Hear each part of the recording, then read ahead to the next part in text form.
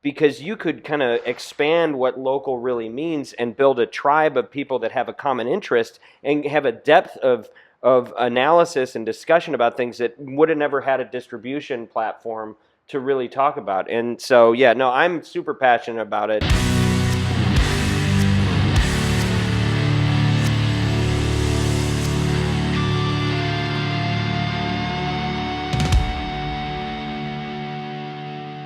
The Fred Minnick Show is brought to you by 291 Colorado Whiskey, by Michter's, by Heaven Hill Brands, and DraftKings. Enter Fred at DraftKings.com for a chance at millions of dollars in prizes with first deposit.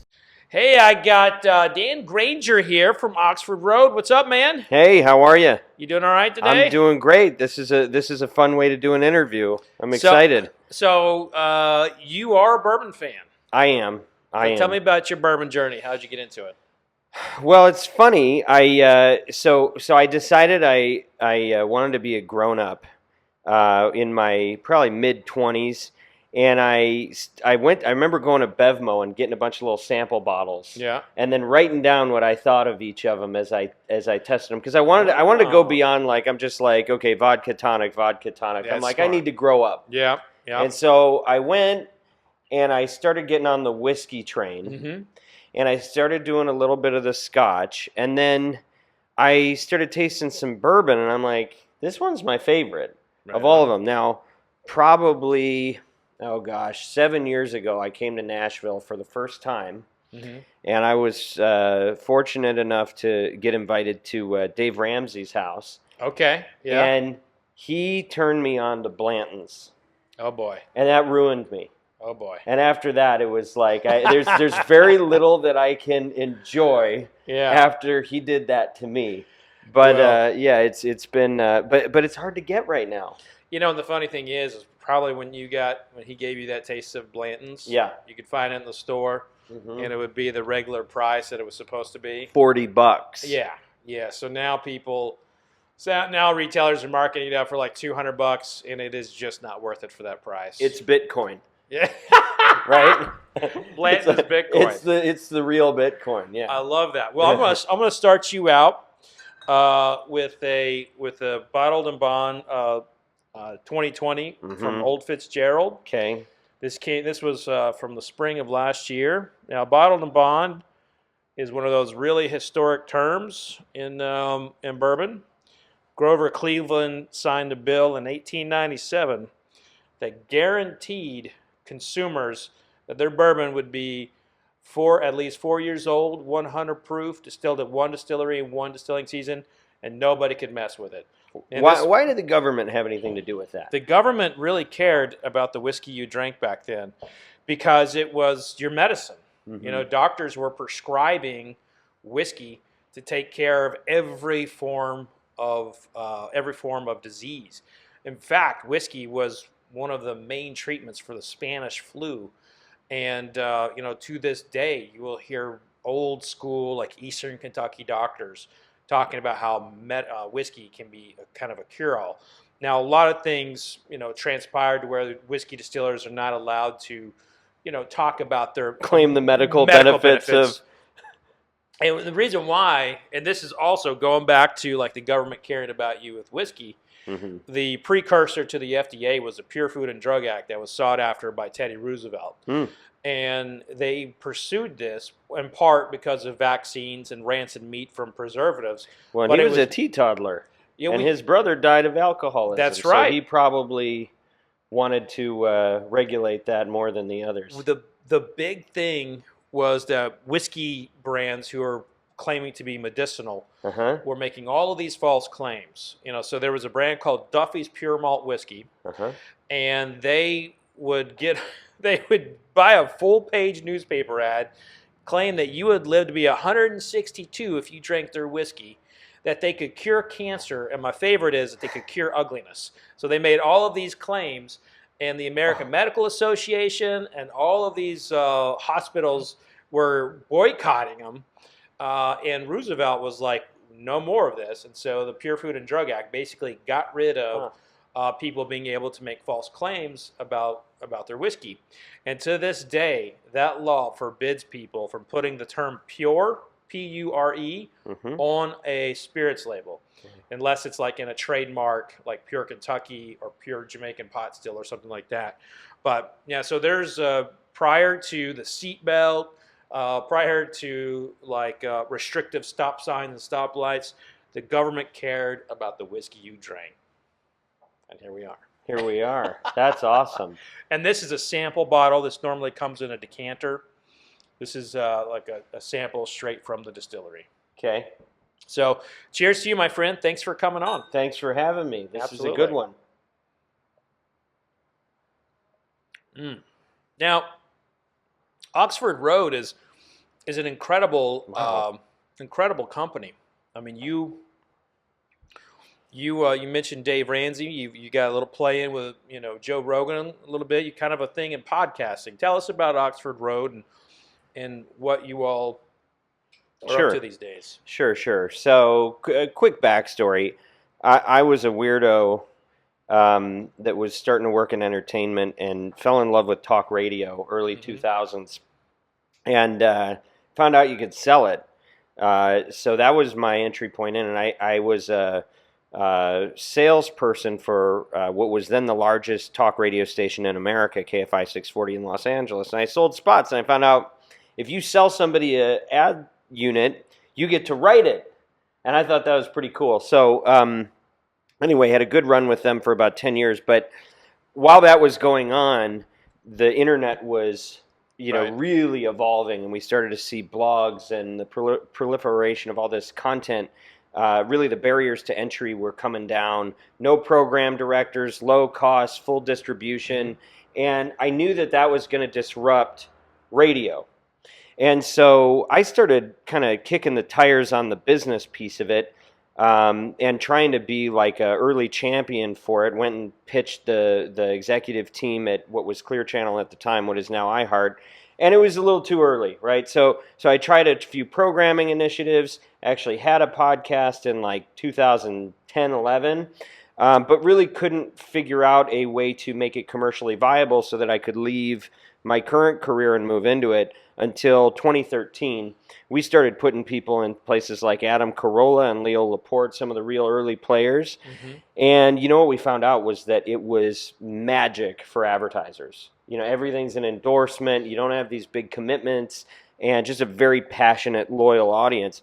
And so we kind of got to ride two waves at the same time. On one side, you had the evolution of podcast as a new distribution vehicle, and then on the other side, you had this direct-to-consumer revolution happening. So, like, we got to work with Dollar Shave Club, their first offline campaign that they paid for, LegalZoom, ZipRecruiter, Blue Apron, MeUndies, like a lot of the early players, we got into that.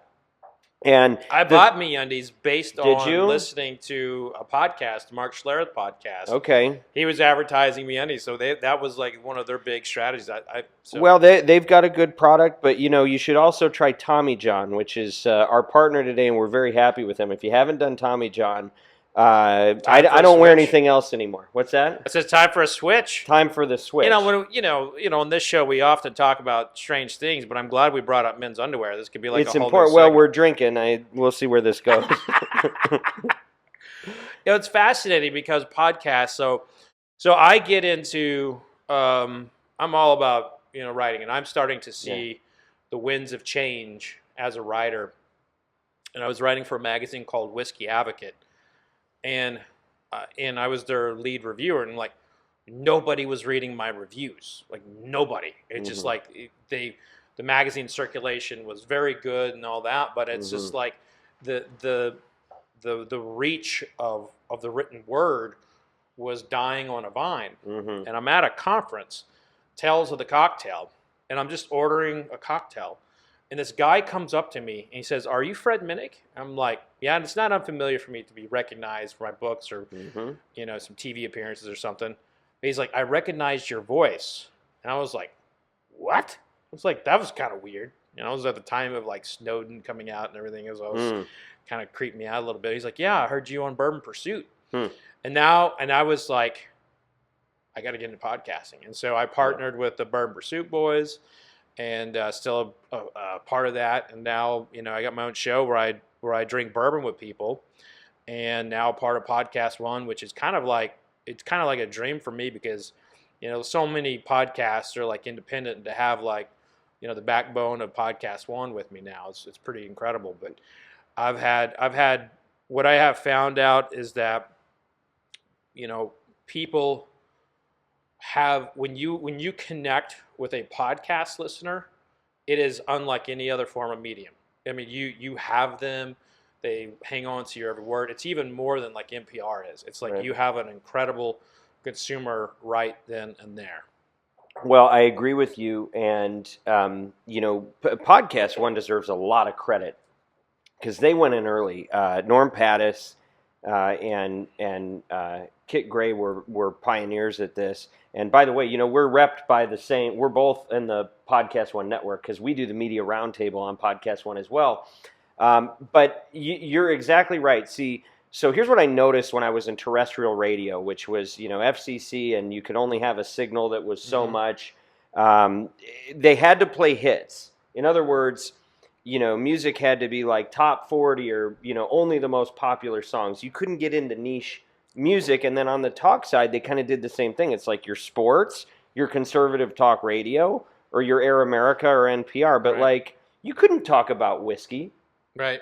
And so what podcasts allowed you to do is create a community from across the world where you were no longer, it didn't have to be in the top 40 in your local market, because you could kind of expand what local really means and build a tribe of people that have a common interest and have a depth of analysis and discussion about things that would have never had a distribution platform to really talk about. And so, I'm super passionate about it. And it's really been a revolution for the spoken word. And you study analytics, and I've seen so many different forms of analytics when it comes to podcasting. Sure, yeah. And it's like some of it doesn't make any sense to me. Tell me what you mean. Like, so you have you'll have like one platform is telling you one version of analytics, and then like the core platform like Apple and Spotify, completely different. Oh yeah. So there seems to be like, it's still a Wild West. Yeah. Yeah, I mean, it's getting organized. I mean, like, I'm out here right now for the Podcast Movement Conference, right? And this is how the West was won, right? It's like it starts with a boom town, and people start coming because they're after something, and then but infrastructure comes over time, regulations come over time, and the bummer about it is the more built out it gets, the more it starts to lose some of the early magic that brought us to it, right? It's and good, so when you it's a see tough more balance. corporations get into it, the independent kind of structure gets into it. You can't really build a big independent right Yeah. now. It's hard, right? It probably could be done, but it's hard to break through. And now you have Amazon, paying $300 million for a network, and Spotify paying hundreds of millions of dollars, and $90 million to pick up a show that started a year ago. I mean, it's the industry's real hot right now. It'll be interesting to see where it lands. Now, where is the state of governmental regulation? Because there's no real regulation on there. But if you go to terrestrial radio, you get your hand slapped for doing what we're doing right now. I'll tell you, that's true. We should enjoy while we can. Yeah. So, well, I think the government's attention is on Facebook right now. Mm-hmm. I think social media is what's getting all the attention. But it's interesting. So I came straight over here from giving an address to the industry about something I feel is very important, and that is, these platforms that don't have all those gatekeepers. Like the beauty of no FCC is like you can experiment, you can get into things that weren't possible before. The downside is that I can say anything about anybody into my phone, post it, and there's nobody actually filtering it, which can do a tremendous amount of damage. And, Sure. If you look at what's happened in this country over the last 10 to 20 years, and then in the last year and a half, there is so much division and so much loss of trust in institutions that people are starting to get a little crazy. Yeah. And, what my message to the industry today was, look, do we want to start taking responsibility for ourselves and developing protocols that we're going to self-impose, or do we want to wait for the FCC to do it to us? Because they will get there eventually. We're not public enemy number one right now. That's Mark Zuckerberg. But for... Which they are into podcasting now, too. They're into podcasting now, too. That's right. That's right. Which, that's cool. More distribution, right? More ways to promote and reach people. But they're getting all the heat right now. I don't think we're important. I don't think we're big enough yet to it's a get them to set their gaze upon us. They'll get there. It's a personality-driven kind of genre. Like every time Joe Rogan says anything, it can take up a news cycle. He's a bellwether for sure. And look, I think the industry. Sometimes I think that the earned media that podcast gets is probably worth more than all of the advertising dollars and revenue streams put together. I mean, it's really amazing because it taps into these passions, right? Like you really get this evangelical type of conviction that people have in this content. They're very attached to it. But there's good and there's bad with that. It's like we have a ton of freedom right now. But if we don't use that very well, I hope they're not dropping barrels on us. Oh well, so we're a Nashville barrel company right now, and you can hear the forklift bringing barrels back and forth right above there. So how many corks are between us and those barrels? Oh, we'll be fine. Okay. And if it collapses, we're drowning in whiskey. There could be worse ways to go, right? So let's take a look here at the Old Fitzgerald, bottled and bond, 2020. You've been sipping on it a little bit here. What do you think?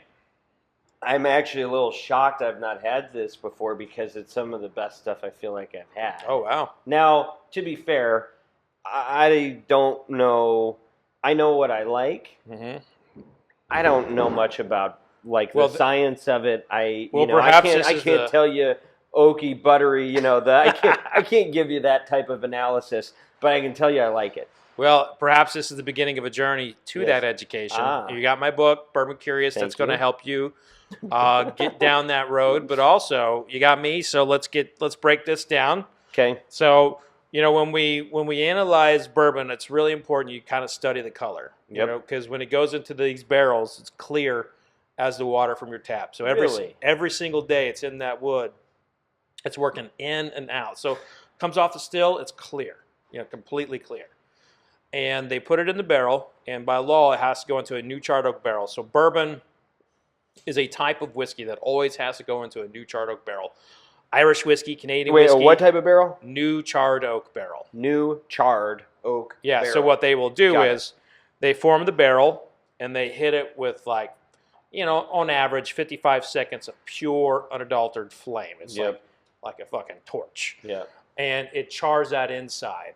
And it gives it kind of like an alligator skin. Mm-hmm. And by doing that, they caramelize the wood. So when that whiskey gets in there, those wood sugars are active, and it works in and out of that barrel, gets all that flavor, all the color comes from the barrel. Mm-hmm. So the barrel, these guys right here, you can see a little bit of the wood sugars leaking out of this one. Mm. It's kind of hardened a little bit.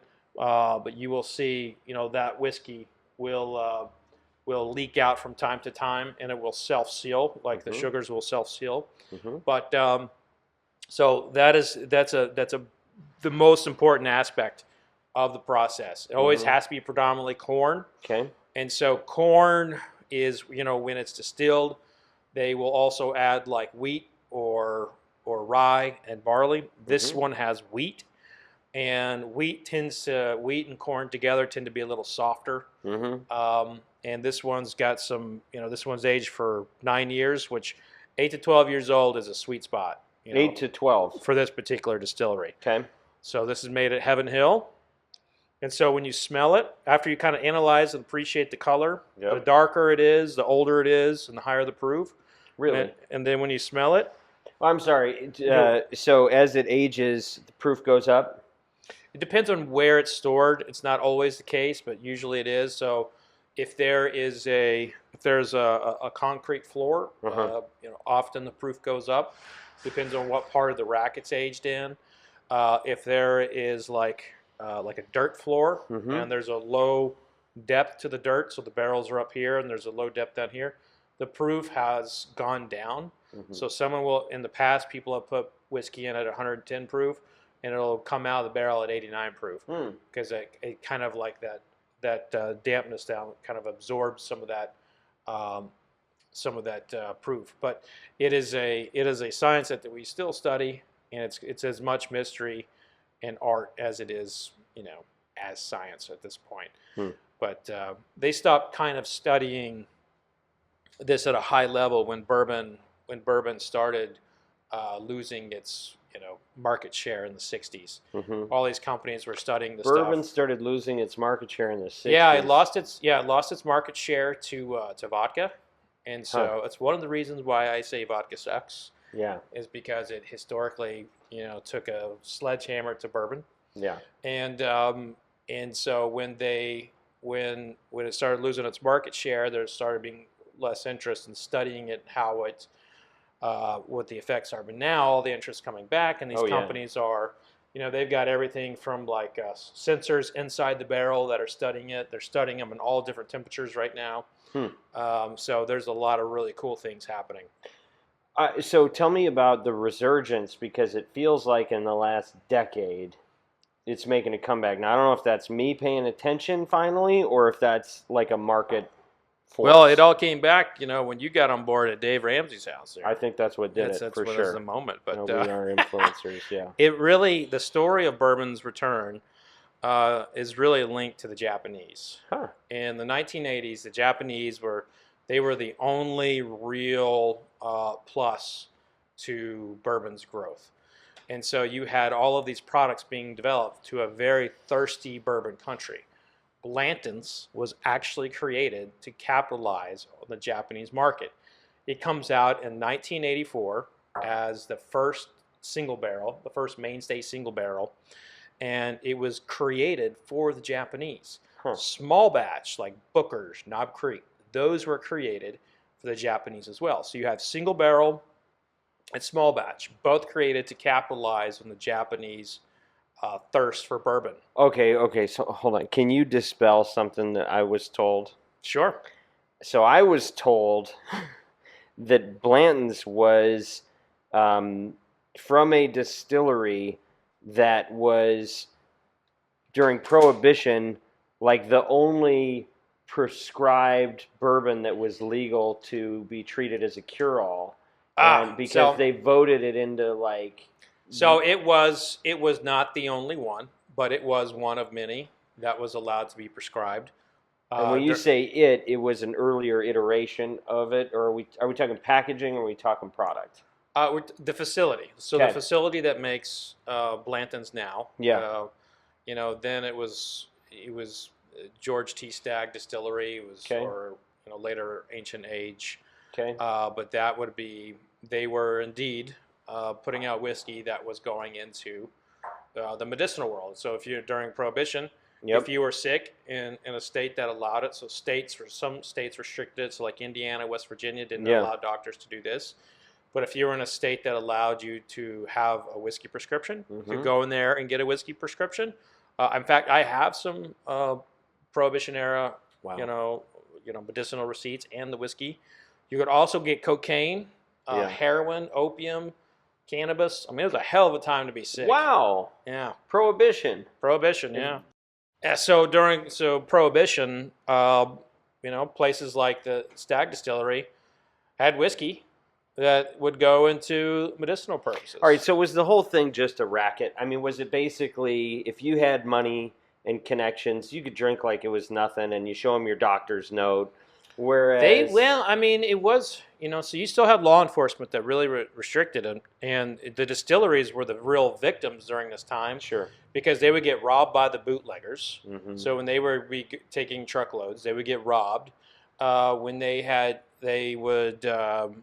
got less money. They couldn't market. They couldn't make any, So if they were trying to do it right back then, which there were many distillers who were not doing it right, they would actually get caught up in the bootlegging scandals. Sure. And so, during that time, it was not a good time to be a legitimate, trying to be above board distiller. fortunately for many of them, this isn't the business of choir boys. This is a whiskey business. So I've heard. And they had their hands in many different things. They figured it out. Question for you. Joseph P. Kennedy, bootlegger or not? Everything that I have in my research says yes. And I know Daniel Okrent, an iconic author, would disagree with me on that. Okay. But I happen to be a pretty particular whiskey historian. And there was definitely a Fitzgerald bootlegger of some Scotch and some Irish whiskey products on the East Coast. Honey Fitz. What's that? Relation. Yeah. Fitzgerald. And this stuff here, we still wow. So we still don't know. So there's actually a connection between this one and the. Well, we don't really know what Fitzgerald this was named after. There are three particular Fitzgeralds that kind of fit the bill. One of them was like a tax collector who was kind of taking whiskey. Another one was like a salesperson who was, Fitzgerald was a very, very common name, but. There was a lot of bootlegging going on from prominent people, and in the whiskey business. So, the healthcare distribution company McKesson.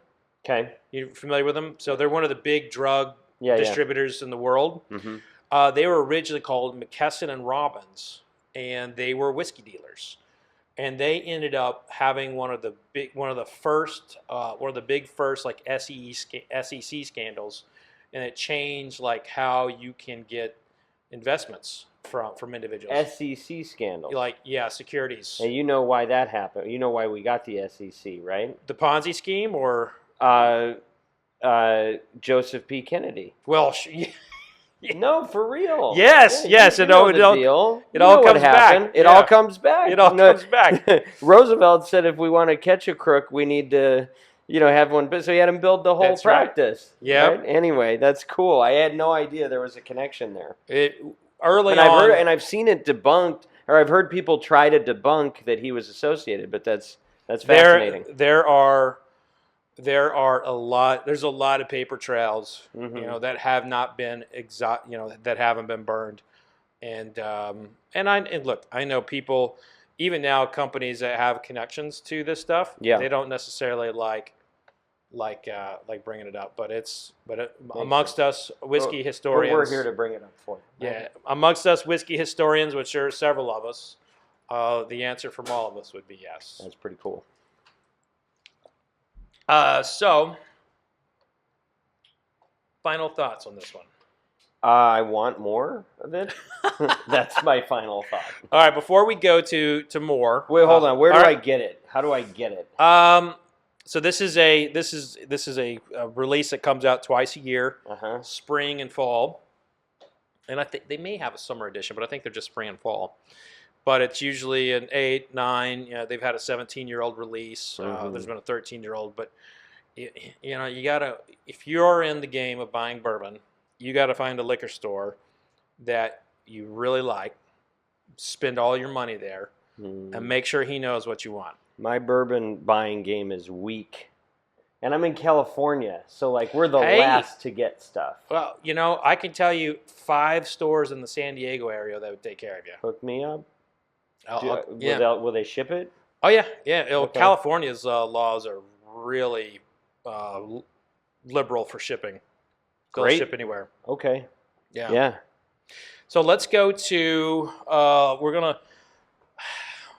I could stay with this. We could go in that same flavor profile of wheated bourbons, but I think what I'm going to do is I'm going to take you back. So this is a really rare bottle. This is from Lawrenceburg Eagle Rare. So this is prior to it going over to what is now the Buffalo Trace Distillery. Okay. And the year on this, I was positive it's 78.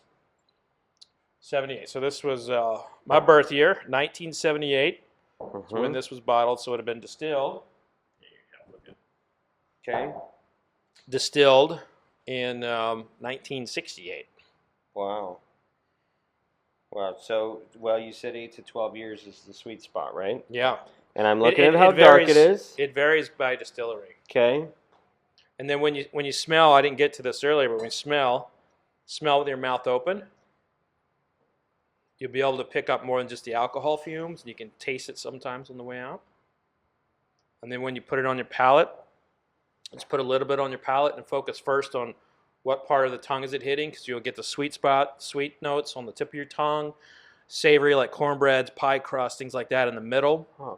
And then you'll get spice in the back, and you'll get bitterness between the back and the middle, and also along the sides. So giddy up.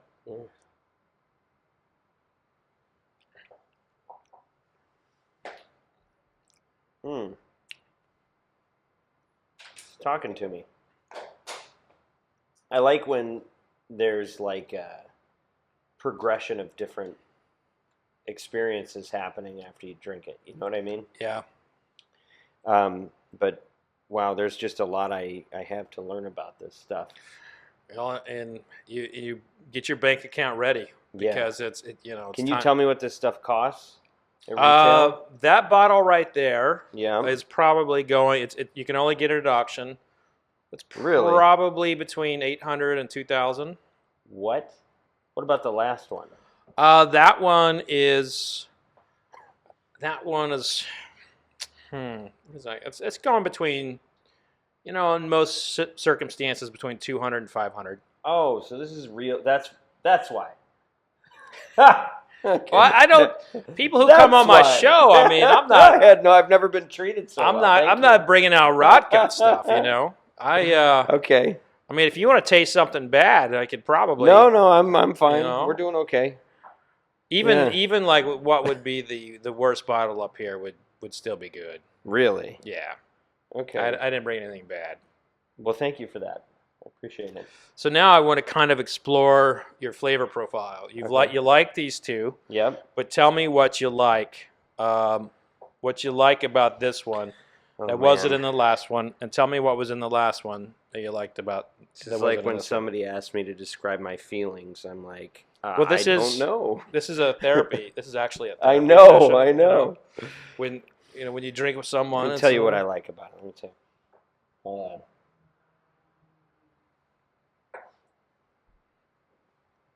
I'm going to be honest with you. I like the other one better. Mm-hmm.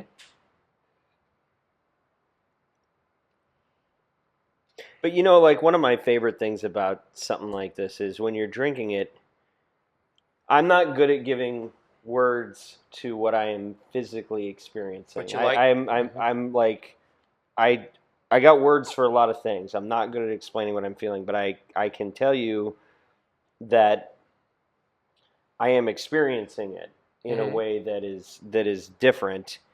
And I mean, I don't know. Tell me what I should be feeling. Well, I can't tell you how to feel. Does it taste the same to me as it does to you? Well, since we're different human beings, no. Okay. Because everybody has a different palate. I mean, can you be like taste colorblind, or like how does that work? So some people do have like genes for tasting and smelling, that others do not. But it's a matter of like training as well. Like I've got 15 years of training my palate for this stuff. Yeah. And I just know that I know the flavor profile on this. This is what we would call a dusty. Okay, so there's particular notes that it's stuff pre 1985. Yes. Is that you just pick up different. There's different yeast. There's different yeast, different corn. Often first growth wood. The water was different. There were no computers attached to the creation of this. There's a lot of different elements that go into making the whiskey of yesterday than there is today. Today is much more scientifically and automated. Yeah. And, 50 years ago, you'd have someone going and putting their finger in the mash and then tasting it. Still happens today. Yeah. But that was one of their, techniques to find out if it was ready to go into that next phase. Whereas now they have like a computer that says, okay, move it from tank A to tank B. Yeah. So if it was 150 years ago, it's like Old West, and we go into the saloon and we order a whiskey, like, is it shitty Is it like if we're talking have things evolved to such an extent? Is it like technology in terms of how this stuff keeps pace? So everything is swill from 100 years ago. Not everything. Okay. Like if you got something from E.H. Taylor or Old Crow back then, it would be great. But you remember the Bottled and Bond Act I was telling you about earlier? Yeah. So one of the big things pushing to it, and to make sure that the whiskey was not tainted with, is because people called rectifiers would add stuff like rattlesnake heads, tobacco spit, prune juice. They would get a barrel from a distillery, and they would cut it and change it and do their own mark on it. And a lot of things were to change the color, and rattlesnakes and rattlesnake heads and things like that were used quite often in the West. Wait a minute. Why do I need a rattlesnake head in my bourbon so that I can... it changes the color? That was the best we could do for food coloring? Also, it was like a filter. You know, so like even like in Vietnam now, they put snakes in their whiskey there because it'll filter out, like their tissue will absorb some of the higher alcohols, which will give you a headache. Is that why the worm's in the tequila? The worm is in the tequila out of tradition, but that is using animal flesh in spirits is a form of filtration in the most rudimentary sense. Huh. Yeah. Okay. But and that's why, like, you eat that worm, you're sick for days. If you get that. But most tequilas. So don't eat the worm. I would not recommend eating the worm. Thank you. Yeah. I'm learning a lot today. Well, I'm here for you on that side. I appreciate that. But back then, like, if you got a whiskey, we go into a place in 1850 and got a whiskey. I mean, it could be a bad day. Yeah. You know? So, and also people, there's a reason why we had a prohibition. People drank too much. They drink bad alcohol. And you know, we have a lot of government regulation that protects us now. That's why, even though I'm on the show Moonshiners very frequently, I still recommend someone buy from a store versus a moonshiner. Well, it's interesting. You know, you look at the branding on the agency. Of course, I'm gonna bring it back to advertising, but like so I'll drink Jefferson's, right? And I'm sure, and you probably wouldn't. I imagine that's like trash. But well, Jefferson's. I'm like, okay, Jefferson's I'll drink is fine. But like, you know, does it really have anything to do with anything that was consumed by Thomas Jefferson or anyone of that era? Probably not, is my assumption. My assumption is this is a marketing ploy. There's no IP like associated with him, so you can just slap him on there and go inspired by the whatever. Well, so to that point, Jefferson has a very important whiskey connection. Yeah. He was not a whiskey drinker. He actually did not like whiskey. Huh. He was a wine drinker. Okay. But Thomas Jefferson repealed the whiskey tax in 1802, and George Washington put that whiskey tax on the books to pay for the Revolutionary War, and it caused a huge disruption in our country because the distillers were like, fuck you, we're not paying taxes. We just got done fighting for this country. So they tarred and feathered like all the tax collectors. And in response, Washington got troops, federalized troops, against our own people who were whiskey distillers. What? And Jefferson gets into office, and he's looking, you know, Adams just kind of like let Washington's policies live. Jefferson gets into office and repeals it because he thought it was like a bad thing for our country to tax businesses this way. And so that's why he's heralded on that bottle and being so important for whiskey. And the Louisiana Purchase opened things up too for whiskey distillers. So Jefferson is on that bottle, kind of in honor of him. But the greatest American president of all time was President Taft. The guy who got stuck in the bathtub. You're making a total statement about all presidents. We're not just saying the best for whiskey. Right. We're saying the best of presidents. Like, no, the best whiskey president. Oh, okay, yeah, the best whiskey president. Best like, whiskey wait president. a minute, wait. Yes, well, so you got to realize most of my conversations are about whiskey. So, understood. You know, I think that's fair. I just want to clarify that one. No, Taft is known for being stuck in a bathtub, right? Yeah. All those. Well, and Teddy Roosevelt treated him horribly. Yeah. Right. I mean, he's like, yeah, I got you. I'll support you. And then he's like, wait, I want my job back, and starts throwing him under the bus. Poor guy. One of the many moments we'd see that out of a president. But Taft actually gave bourbon its very first federal definition. Huh. So prior to Taft in 1909, bourbon didn't have a definition. And so he gave it its first federal definition in 1964. It actually became our country's first liquid to be protected, have geographical protection. So it is today bourbon can only be made in the United States of America. Okay, but this is the disconnect. We're talking about Japan.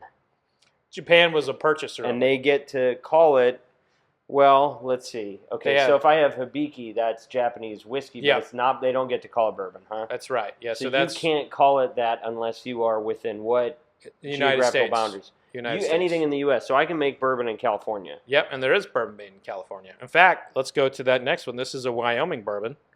You see there. You see Wyoming. Yeah. You see bourbon on there. Yep. I also have Colorado bourbon over there. Okay. And I have Indiana bourbon. So this is Wyoming whiskey. They're made in Wyoming, obviously. In this bottle, this is one of my contenders for best bourbon of the year right now. And it is, when you buy this, you are portion of the proceeds go to the National Parks Foundation. Which the national parks are incredible. I know, they're amazing. What's your favorite national park? I had no idea. Oh, Statue of Liberty. Oh, how about that? Yeah. I mean, that's the amazing thing is that they kind of merged all the historic locations with the parks. So, but I've been watching I've been chipping away at the Ken Burns. Yeah. And so I'm just starting to get my mind around it. But I never knew growing up how important National Park Services is. Yeah. So that I'm a big fan. Another Roosevelt. That's the man. Yep. We're talking a lot about Roosevelt on this show. Yeah. Oh, he's it. He did it. He's like the founding father of like conservation, right? Yeah.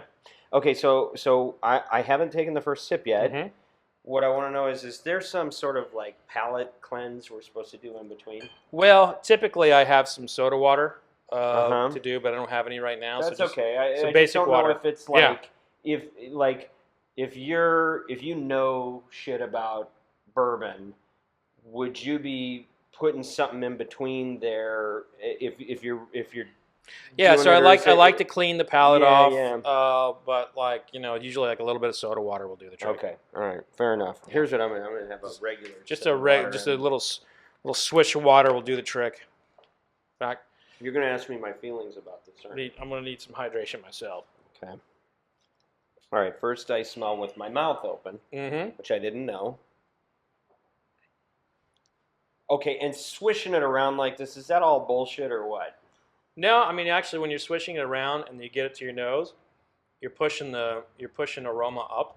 So wow. So like if you just have it here and it's sitting there for a bit, you're getting it like you're just getting it. But if it clears your sinuses. Yeah, I'm gonna snort this.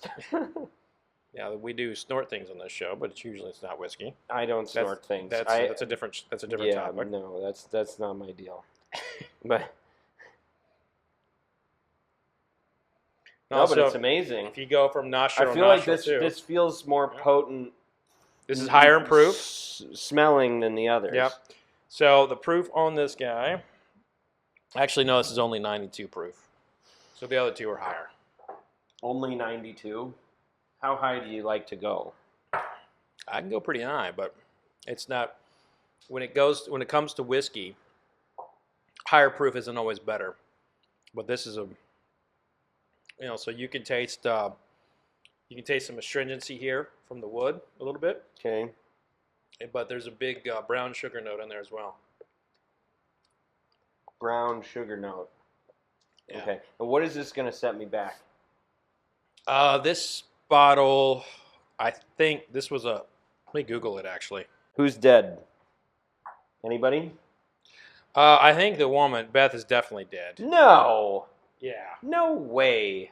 That's impossible. I mean, the bomb blew up like right in her lap. No, but they sacrificed the assistant. And she's like, don't open that. Like she all of a sudden knew that was going to happen. And she was protected, but her assistant was the sacrificial lamb in that particular case. As were the mother of that child. That was heartbreaking. Well, they didn't kill the kid, did they? I don't think they killed the kid. They killed the kid. But that was heartbreaking because I thought she was going to be the assassin. You've got empathy for strangers. I do. You really do, because they really hadn't given you any backstory on her. You didn't know anything about her. Yeah. So, But I mean, I'm a father, and just to think about like that. How old are your kids? 7 and 2. Oh, wow. Yeah. Okay. Yeah, we started late. Yeah. Well, better late than never. You did it. Right. Boys, girls. 2 boys. Okay. Hellions. There you go. Yeah. Yeah. Yeah. Every single day, it's a battle. Good. All right. So, what are your thoughts here on the Wyoming whiskey? I like it. You want more than that? No. There's let's see. There's a brown sugar note that I'm experiencing. Fuck. Like I said, it's like there's color palettes, there's feelings palettes. Like, are you happy, mad, angry? Like, and then there's like physical sensations, and I'm like, I have no vocabulary for this. There's like maybe you can diagnose me and tell me what's wrong with me, but I have I can't place the word on the experience. Okay. When it's so let's do feeling. this. Focus on what part of the tongue is it hitting. Okay. So let's just do that. Let's middle, go. Let's go. Tip, back, Hold sides. on. All right.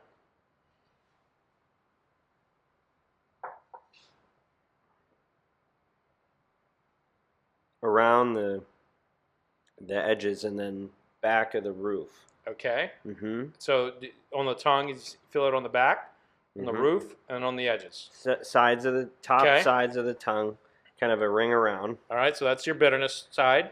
So that falls in line with what I had said about the tannic. Mm-hmm. That is bitterness. Mm-hmm. So think of like the inside of a walnut shell or any kind of like leather. By the way, you should do whiskey therapy. I've been known to do that. Like, what does this say about my mother? Well, how does this make you feel? How does this whiskey make you feel? At ease. Okay. I might miss my flight, but I might not worry about it. I feel good. That's good. I feel connected to you right now. That's awesome. This is good. We're bonding. Mm-hmm. And if you missed that flight, you weren't supposed to be on it anyway. You know what? This is the flight right here. Yes. This is the only flight I'm worried about. It's a legit flight. It's a good flight. And Thank your you. favorite is it still the old Fitzgerald? First one is still the winner. Well, why don't but we? this is all solid stuff. Why don't we pour to that? Grab your old Fitz. Yes, sir. Actually, can I grab a fresh one? Grab just a fresh one. Mix Sure. it. I don't remember which one. Yeah. Don't get me wrong, though. It's all wonderful. Well, there's always going to be a favorite. Did you get a price check on this? Did I get a price check? You were Googling. Oh, You're using that yeah. that machine that tells you everything, all the world's knowledge. I did, and it didn't seem right. So this was a limited edition, and I think it was like $400 or $500 because it comes. I hope that these people give this all to you for free because of the exposure. I hope that you get. You don't have to say anything. But I hope that you get the best shit sent to your house. I get it for like sampling, for like reviewing, and the thing is, somebody will send me. Someone sent me like a $400 or $500 product the other day, and I reviewed it, and I was like, this is not any good, So it's I'm a critic. Damn. I'm still a critic, and you know what Teddy Roosevelt said about that? He did not like critics. What? He didn't like critics. Well, he didn't say he didn't like him. He just said they don't count. Right. I'm fucking with you, but well, in the age of the critic, I feel like I'm kind of like a last of Mohicans kind of thing because it's just changing, you know. And again, going from the written word. Wait, last of the Mohicans in what sense? It's like I feel like the critic is dying, like the actual because it's not that it's the individual critic is dying. Like I feel like the more of the group critic is what's more common and popular. Tell me about that. So Yelp, right? Yeah, everybody's a critic. Everybody's a critic. Everybody's a journalist. Yeah. Everybody's a critic. Mm-hmm. And there's no barrier to entry to know what's a real critique. Mm-hmm. Do you have to follow the same notion of like journalistic integrity practices as a critic as somebody that's like on a beat breaking news? So I have very high ethical standards. Yeah. and I do my best to follow that. I do my best to buy product I'm reviewing. Yeah. Sometimes it is impossible. Sure. And so like, well, and you're reviewing. This has cost you a fortune. exactly. And so like you're looking at like I basically tell people like getting a whiskey sample is like being a sports reporter and going to the Super Bowl. Mm-hmm. You know. Within my YouTube page, within my website, you know, I have disclosure that say like I accept media samples. Mm-hmm. So per FTC, that's what you need to do. Yeah. So I do it. But like, well, and that's what I'm trying to do. So I don't want to take this conversation too off course, but like, so we started this initiative called the Media Roundtable because I fear that without all this oversight, you know, like the inmates are running the asylum a little bit. It's very destructive because anybody can say anything without any checkpoints, right? Without any standards and practices. You don't know what their motives are. You don't know what the filtering has been, and so we're trying to establish a set of, you know, journalistic standards that wouldn't be unusual like 40 years ago, but today are virtually absent because we've gone into this. You saw network, like that's the reality we're living in all of a sudden, right?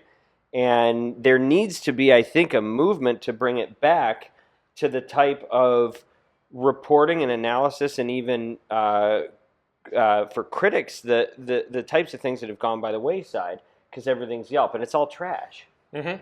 No, I agree, and those who are like legitimate critics get caught up in being criticized, and so with that, the critics being critical, getting criticized, it is a, like when you have someone who is doing their job, like journalists, like, yeah, but you're a journalist, yeah. And by the way, I have tremendous respect for that. So I didn't mean to. I'm teasing you about the Teddy Roosevelt thing, but like it's important. It's actually important. What you do, and the fact that you're actually set. You have a criteria. You have a rubric for this stuff. You're not just shooting from the hip, going, "This is good. This is bad," because I feel like it, or because this is what I've always been taught. Like, you're trying to bring some journalistic integrity to this stuff. And I'm saying that's a lost art. It's a real problem, and it's pervasive with what you do, and it's pervasive with the news. And I don't think it's coming back. I mean, I think you think it's gone. I think it has to come back, or we're dead. Well, you know, so you remember there was a period of yellow journalism. Yeah. You know, and so, you know, we had yellow journalism, and then, you know, proper journalism came back. But you have to go to how things are taught. And you have, you know, when I was in, you know, journalism classes, I was taught to that every adverb and adjective must be connected to someone saying it, or whether indirectly or directly. Yeah. Like, you could not just use those freely. You open up any paper today or get on any website. Conjecture. There's so much. And even like the headlines, it'll say something like, so-and-so says something without proof. Yes. Well, how do you know they don't have proof? You didn't look, you know? And so, like, they'll just say, like, or the experts say headline. Yeah. Well, who the fuck are the experts? Right. You know? Right. And then you have... Scientists. People talking about scientists. I saw a podcast episode, came out like a week ago, said, I can't trust any of the scientists because they've all gone mad. Now, like, he's being hyperbolic, but what does that do to trust in this country of institutions? And people don't trust media for that reason. I feel like there has to be a return to what you're doing. And I feel like you, as one of the last of the Mohicans, need to rise up again because there's a demand for it, there's a need for it, and we're experiencing the fallout of that as a country. Yeah. You know, so I mean that's what we're pushing for. Yeah. It's like legitimacy. It's not that we're so early in this like revolution with the internet. We don't know what we're actually dealing with exactly yet. We see depression rates, we see suicide rates, we see addiction, and like culturally we're in a very bad space. But I don't know that it's even occurred to most of us how much poison we're actually right. But same thing with the Industrial Revolution or like turn of the century you needed people like Roosevelt to come in and go, we're going to get this under control, and we're going to create some infrastructure and some standards and practices. And I feel like that has to happen, and if it doesn't happen, I don't know where we go from here. Yeah. So, anyway, all that is to say, your type of critic does count. It's very important, and it's what the world needs. It's what America needs. For America. America. Sorry, I got on a soapbox. I like that, though. But, man, hey, thanks for coming on. We definitely can talk about this all day. Yes. I think I should have you in the studio in Louisville. I would like that. So we have a little If bit you'll more have access. me. Yeah, so we can I have a don't know little if bit more I'm going access. to pop for this. We got a lot of good stuff in the office, so have you come over and we'll do another segment. Do you like cigars? So I used to be way into cigars, and then I got into cigarettes, and then I stopped doing all that. Oh yeah, that's a bad drop. But that's while I was a teenager. Okay. Like I was like a 15-year-old smoking cigars and playing chess and thinking I was really cool, right? But I haven't done it in a while. I'm open, and because you probably have good ones. Sure. Although, I did the same thing on cigars when I was a teenager that I did on the alcohol when I was older. I'd take the wrappings on them and I'd rank them for myself. Oh, right on. And I got the marquee was the Romeo and Juliet Churchill. Ones. Yeah, good ones. Right? That was like... They're good. That was it. So anyway, I would do that with you. Well, I think we have a cigar and a bourbon, and for round 2 of, Saving America. How about I top that off? I'm down. All right, man. This Dan, is great. thanks a lot for coming on the show. Thank you for having me. This was a lot of fun. And I look forward to the next time and maybe doing some more stuff together. Yeah, I hope I don't regret anything that I've said here. You must get great stuff out of people. Usually, then they call and say, "Hey, can you edit that out?" I'll get some stories for you, man. Cheers. Cheers. Thank you. And remember, everybody, vodka sucks. No vodka.